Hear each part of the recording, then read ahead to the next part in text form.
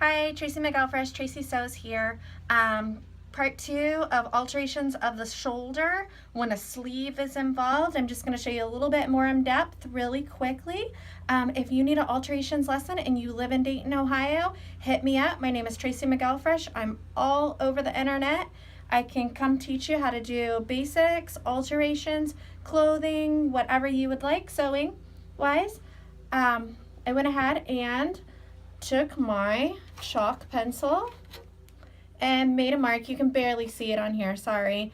And I'm gonna sew across there. But once I do that, my sides will not match up. This is the back, it'll be bigger than the front. So I will have to take my French curve and ease that line back in so that they're nice and even.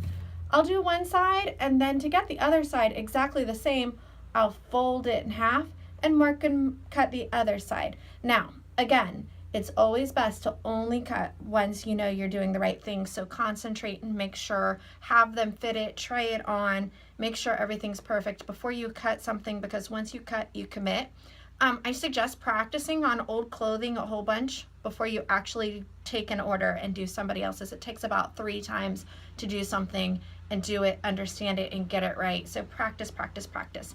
Then when we get to the sleeve, because clothing is like 3D puzzle pieces. So if you have one piece and you change it by 3 inches, the other piece that touches it is also gonna have to get changed by 3 inches.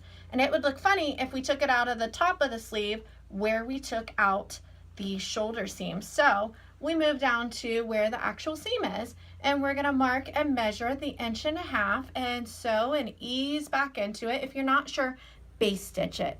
That way it's easy to rip out. And then you're gonna wanna replicate the curve with your French curve so that you have the same curve. And this should be just by moving it over the slightest bit and kind of getting this flat edge that bends down.